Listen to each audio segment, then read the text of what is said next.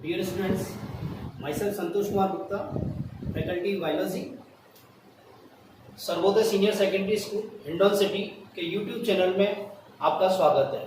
आज हम बायोलॉजी का फर्स्ट लेक्चर 12th क्लास का हिंदी मीडियम का अध्यावरणी तंत्र इंटेग्युमेंट्री सिस्टम को डिस्कस करेंगे।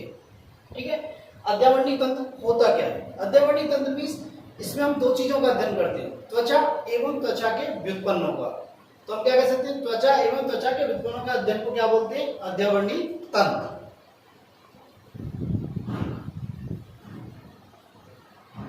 अध्यावरणी तंत्र, इसमें दो चीज का अध्ययन करेंगे, त्वचा स्किन और त्वचा के व्युत्पन्न।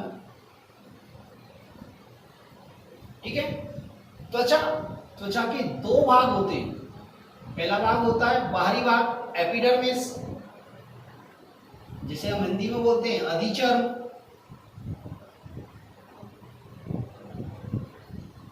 एंड आंतरिक भाग डर्मिस, जिसे बोलते हैं चर्म। त्वचा के व्युत्पन्न में हम दो चीजों का अध्ययन करते हैं जो हमारे कोर्स में दे रखा है। एक तो दे रखा है रोम, हेयर, और एक दे रखी है त्वक ग्रंथियां। क्या दे रखी है? त्वक ग्रंथियां, जिन्हें इंग्लिश में बोलते हैं क्यूटेनियस ग्लैंड। क्यूटेनियस ग्लैंड दो प्रकार की होती है जो हम स्टडी करेंगे। एक होती है स्वेट ग्लैंड, पसीना ग्रंथि, और एक होती है ऑयल ग्लैंड्स, इनको सेबेशियस ग्लैंड भी कहते हैं, तेल ग्रंथि।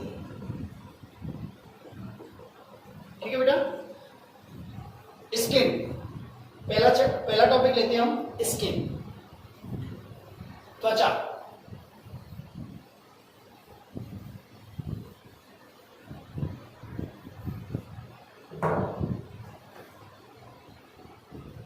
त्वचा हमारे शरीर का सबसे बड़ा अंग त्वचा होता है, जिसका सबसे बड़ा अंग होता है ये।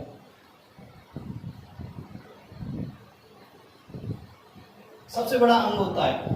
कितना वेट होता है? 4.5 to 5 kg होता है। 4.5 से 5 किलो होता है। ये करीब करीब बॉडी वेट का शरीर के बाहर का 7% होता है। शरीर के बाहर का 7% होता है। त्वचा की यदि उत्पत्ति देखें, हम उत्पत्ति ओरिजिन देखें तो दो एक्टो मीजोडर्मल होती है, मतलब ये दो स्तरों से बनी होती है, दो जर्म स्तरों से बनी होती है, एक्टोडर्म और मीजोडर्म। ठीक है, त्वचा के दो भाग होते हैं। पहला भाग होता है एपिडर्मिस, पहला भाग होता है एपिडर्मिस। देखो, एपिडर्मिस त्वचा का बाहरी भाग है, आउटर पार्ट है। उत्पत्ति में एक्टोडर्मल है। उत्पत्ति में क्या होता है? एक्टोडर्म, मतलब ectoderms germ layer, ectoderm germ layer से बना हुआ है। सेकंड थिंग, ये क्या होता है? एवेस्कुलर होता है। एवेस्कुलर मींस असंवहनीय, मतलब जिसमें ब्लड सप्लाई नहीं होती। अब एक क्वेश्चन आ रहा होगा, जब ब्लड सप्लाई नहीं हो रही तो इसके लिए पोषण कहां से मिलता होगा? तो बच्चा एपिडर्मिस के लिए पोषण जो मिलता है वो कहां से मिलता है? डर्मिस से। कहां से मिलता है? डर्मिस से। ठीक है, दूसरी बात, ये एपिथेलियल टिश्यू की बनी होती है, उपकला ऊतक की बनी होती है। किसकी बनी होती है बेटा? उपकला ऊतक की बनी होती है। एपिडर्मिस की मोटाई शरीर के विभिन्न पार्टों पर विभिन्न प्रकार की होती है। जिन भागों में अधिक फ्रिक्शन होता है, फ्रिक्शन मींस घर्षण लगता है, वहां एपिडर्मिस की मोटाई सबसे अधिक होती है। जैसे त्वचा, जैसे कहां? हमारे तलवों पे, ठीक है, हमारे तलवों पे, हमारे हथेलियों पे, इन पर सबसे अधिक मोटी होती है। सबसे पतली कहां होती है? कॉर्निया पर, जो आपका पार्ट है। क्या है? आपका भाग है। तो सबसे मोटी कहां हो गई? सबसे मोटी एपिडर्मिस कहां है? हथेली एवं तलवों में। सेकेंड थिंग, सबसे पतली नेक्स्ट कहाँ हो गई एपिडर्मिस? कॉर्निया पर। कहाँ हो गई? कॉर्निया पर। किसका पार्ट है? आई का पार्ट है। किसका पार्ट है बेटा? आई का पार्ट है। एपिडर्मिस को फिर फर्दर हम 5 स्तरों में विभाजित करते हैं, या एपिडर्मिस 5 स्तरों में विभाजित होती है। देखिए कौन कौन से 5 स्तर होते हैं। सबसे पहला होता है स्ट्रेटम मेलपिगी। कौन सा होता है? Stratum Malpighi. ठीक है, इसे हम अंकुरण स्तर भी कहते हैं। क्या कहते हैं बेटा? अंकुरण स्तर या मेलपिगी स्तर। ठीक है, दूसरा होता है हमारा स्ट्रेटम स्पाइनोसम। क्या बेटा? स्ट्रेटम स्पाइनोसम, सूल स्तर।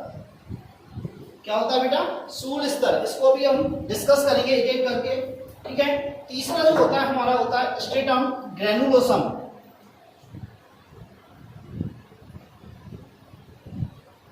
अंकुरण स्तर, सॉरी कणी स्तर। चौथा जो हमारा होता है स्ट्रेटम ल्यूसिडम, जिसको हम बोलते हैं स्वच्छ स्तर। और जो सबसे बाहर की तरफ होता है वो होता है स्ट्रेटम कॉर्नियम।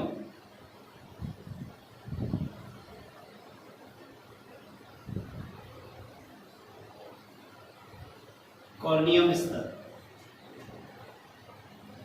स्ट्रेटम कॉर्नियम स्तर। देखो इसमें सबसे अंदर कौन सा होता है? Stratum Malpighi.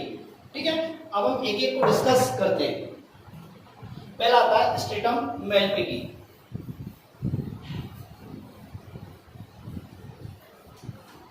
पहला स्तर लेते हैं स्ट्रेटम मेलपिगी।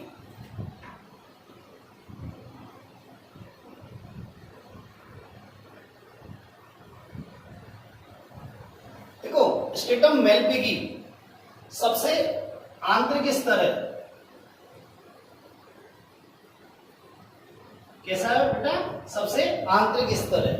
दूसरी बात, ये एक परतीय होता है। एक परतीय होता है मतलब एक कोशिकीय मोटा होता है।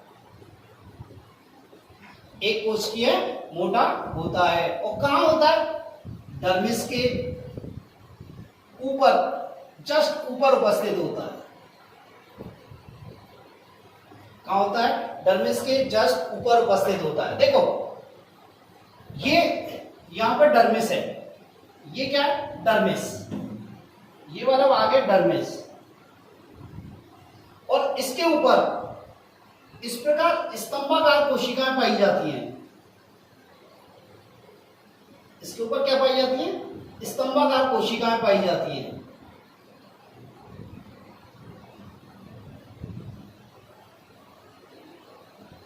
और स्तंभाकार कोशिकाओं के इस स्तर को हम क्या कहते हैं? इस स्तर को हम क्या कहते हैं? Stratum Malpighi. Stratum Malpighi. और एपिडर्मिस इसी स्तर के द्वारा डर्मिस से पोषण प्राप्त करती है। पोषण प्राप्त करती है। जनरली ये स्तर लहरदार होता है। कैसा होता है? लहरदार।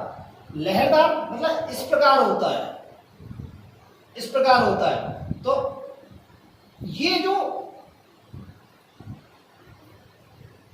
संरचना है, ये जो संरचना बन रही है एपिडर्मिस में, उभार बन रहे हैं, इनको क्या बोलते हैं? रेटिपेक्स। हम क्या कह सकते हैं? रेटिपेक्स मींस क्या कह सकते हैं? वह संरचना, एपिडर्मिस की वह संरचना जो डर्मिस में पाई जाती है। या फिर क्या कह सकते हैं? स्ट्रेटम मेलपिगी के उभार जो डर्मिस में पाए जाते हैं उन्हें क्या बोलते हैं हम? रेटिपेक्स। ठीक है, कोशिका कैसी हो गई? स्तंभाकार हो गई। कैसी हो गई बेटा? स्तंभाकार हो गई। सारी कोशिकाएं जीवित होती हैं। सारी कोशिकाएं जीवित होती हैं। सामान्यतः इसमें 2 प्रकार की कोशिकाएं होती हैं। देखो बेटा, ये इन कोशिकाओं को बोलते हैं keratinocytes.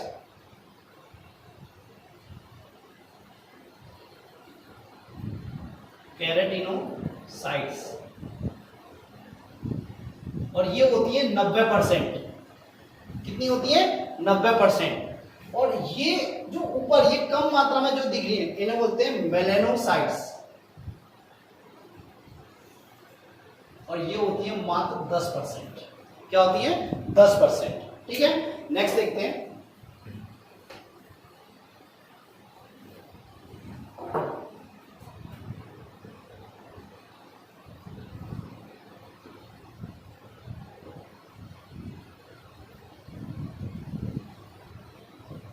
Keratinocytes and melanocytes. Keratinocytes कितनी होती हैं? 90%, और ये कितनी होती है? 10%। देखो बेटा, केराटिनोसाइट्स की एक खूबी होती है, एक तो ये विभाजनशील होती हैं। क्या होती है ये? विभाजनशील। क्यों होती है विभाजनशील? क्योंकि इनका माइटोटिक इंडेक्स क्या होता है? अधिक होता है। दूसरा बात, इनका केंद्रक बड़ा होता है। केंद्रक क्या होता है? बड़ा होता है, इसलिए विभाजनशील होती है।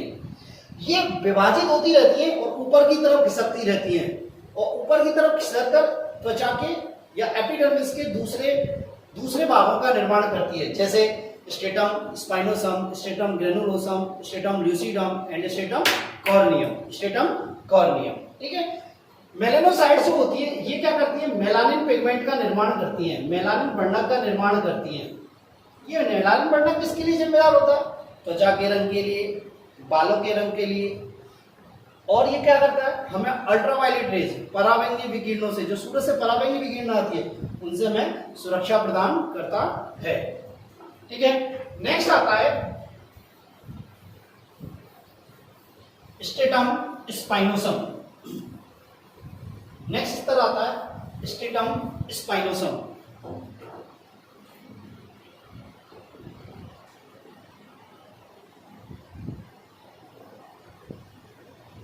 इसको बोलते हैं सूल स्तर। सूल स्तर, देखो ये 6 से 7 कोशिकीय परतों का बना होता है। 6 से 7 कोशिकीय परतों का बना होता है। इस स्तर की कोशिकाएं जो होती हैं वो बहुभुजीय होती हैं। कैसी होती हैं? बहुभुजीय। ऐसा बोल सकते हैं पॉलीगोनल होती हैं। क्या होती हैं? पॉलीगोनल। और ये पॉलीगोनल सेल्स जो होती है ना बेटा, ये इस प्रकार ये क्या करती हैं? आपस में डेस्मोसोम्स के द्वारा जुड़ी रहती हैं। किसके द्वारा जुड़ी रहती है? ये डेस्मोसोम्स के द्वारा जुड़ी रहती है। किसके द्वारा जुड़ी रहती है? डेस्मोसोम्स के। अब डेस्मोसोम्स से जुड़ने के कारण क्या होती है? बिल्कुल पैक होती हैं। ये क्या होती हैं? पैक होती हैं। यदि इस स्तर के यदि हम टीएस लेते हैं, अनुप्रस्थ काट लेते हैं, तो इसमें क्या होता है? सूल दिखाई देते हैं, मतलब स्पाइक्स दिखाई देते हैं। क्या होते हैं? स्पाइक्स दिखाई देते हैं। इसलिए इसे क्या बोलते हैं? प्रिकल सेल लेयर भी कहते हैं। क्या बोलते हैं? प्रिकल सेल लेयर भी कहते हैं। दूसरी बात क्या होती है? इन कोशिकाओं के अलावा इनमें स्टार शेप की कुछ कोशिकाएं होती हैं। तारा आकार की कोशिकाएं होती हैं, विशेष कोशिका होती है, जिन्हें बोलते हैं लैंगरहैंस सेल्स। क्या बोलते हैं बेटा? Langerhans cells. अरे लैंगरहैंस सेल्स है ये, आप ये मत समझना लैंगरहैंस इजलेट पैंक्रियाज में मिलते हैं, ये लैंगरहैंस सेल्स हैं। और ये लैंगरहैंस सेल्स क्या करती हैं? एक तो इनका बहुत स्पेसिफिक काम होता है, ये एंटीजन को पहचानती हैं। एंटीजन ट्रैपिंग में हेल्प करती हैं। दूसरी बात क्या करती हैं? ये एंटीबॉडीज के निर्माण को प्रेरित करती हैं। ये क्या करती हैं? एंटीबॉडीज के निर्माण को प्रेरित करती हैं। ठीक है, नेक्स्ट चलते हैं हम स्ट्रेटम ग्रेनुलोसम, कणीय स्तर। Third layer stratum granulosum.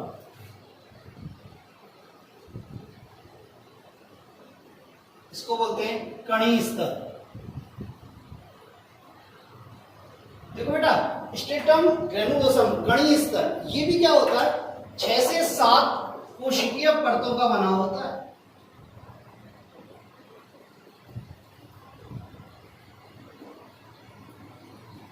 इसकी कोशिकाएं जो होती हैं वो क्या होती हैं, आयताकार होती हैं। कैसी होती हैं, आयताकार।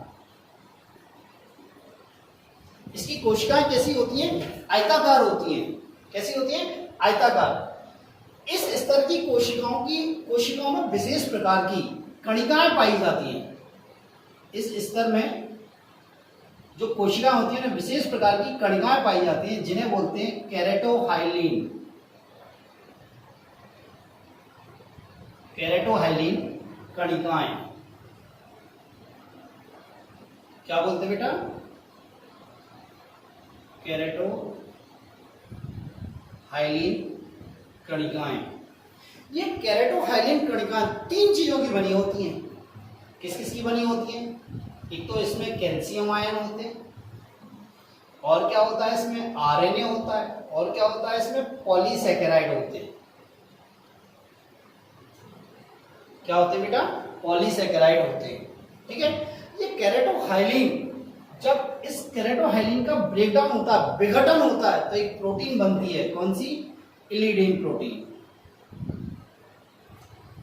क्या बनती है, इलिडीन प्रोटीन। और ये इलिडीन प्रोटीन किस स्तर में पाई जाती है, स्वच्छ स्तर में। तो नेक्स्ट चलते हैं अपन स्वच्छ स्तर, स्ट्रेटम ल्यूसिडम। इसमें चलते हैं स्ट्रेटम ल्यूसिडम।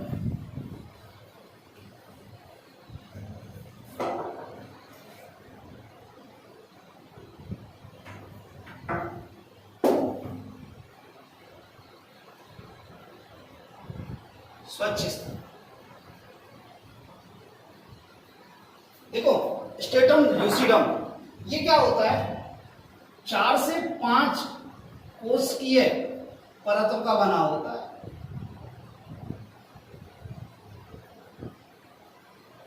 ठीक है,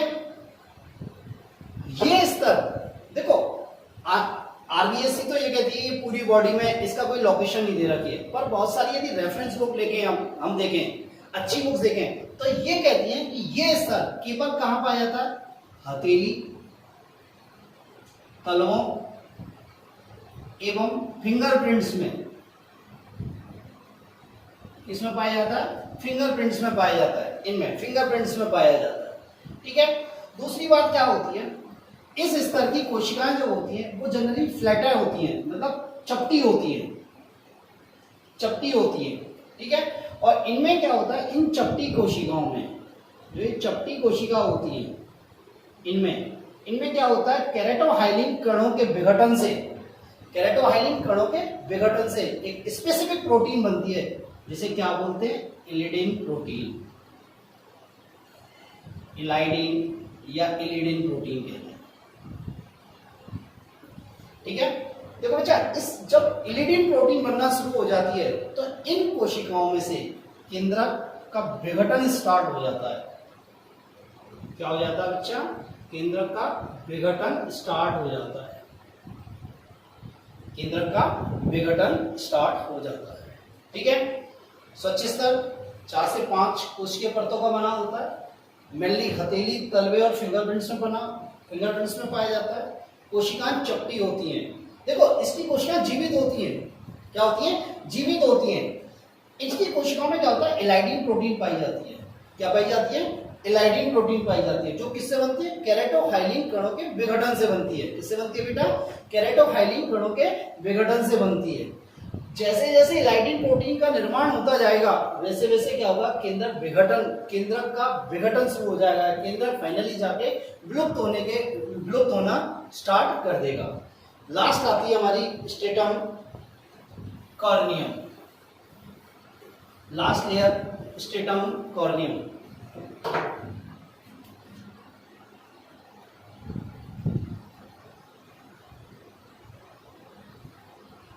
स्ट्रेटम कॉर्नियम, देखो ये सबसे बाहरी परत होती है, एपिडर्मिस की सबसे बाहरी परत,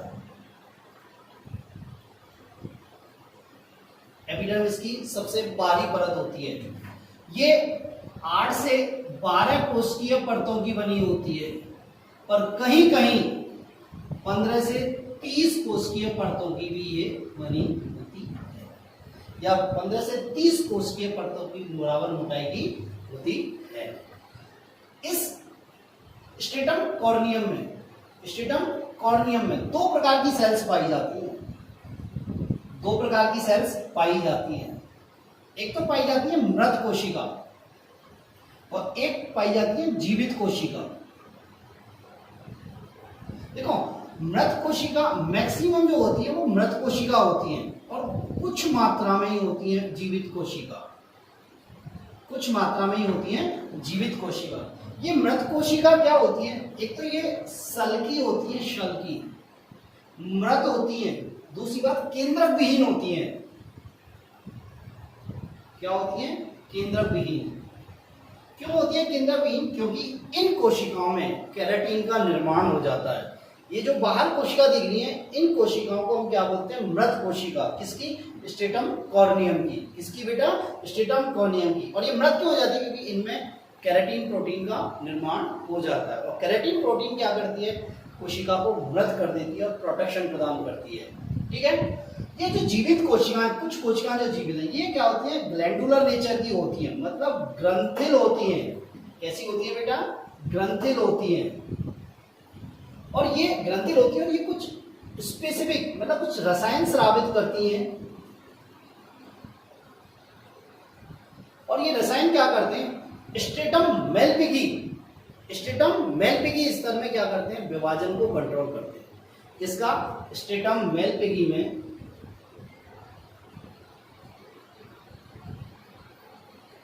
विभाजन को, जो कोशिकाओं में विभाजन हो रहा है, विभाजन को कंट्रोल करते हैं। ठीक है। दूसरी बात, स्ट्रेटम कॉर्नियम, ये भी बहुत सारी, इसमें भी बहुत सारी मतलब इसकी थिकनेस भी अलग अलग होती है। यदि हम बॉडी में देखें तो इसकी थिकनेस भी अलग अलग होती है। स्ट्रेटम कॉर्नियम सबसे अधिक मोटी कहां पाई जाती है? हथेली और तलवों में। हथेली में, तलवों में। और सबसे पतली कहां पाई जाती है? हमारे लिप्स पे पाई जाती है, होठों पे पाई जाती है। होठों पे सबसे पतली स्ट्रेटम कॉर्नियम पाई जाती है। एक टर्म आता है श्रृंगी भवन, जो अक्सर 1 नंबर में पूछा जाता है राजस्थान बोर्ड में। श्रृंगी भवन क्या होता है? केराटिनाइजेशन। क्या? केराटिनाइजेशन। देखो, केराटिनाइजेशन क्या होता है? त्वचा की या एपिडर्मिस की जो सबसे बाहरी कोशिकाएं, मतलब हम कह सकते हैं स्ट्रेटम कॉर्नियम की सबसे बाहरी कोशिका, स्ट्रेटम कॉर्नियम की सबसे बाहरी कोशिकाएं, स्ट्रेटम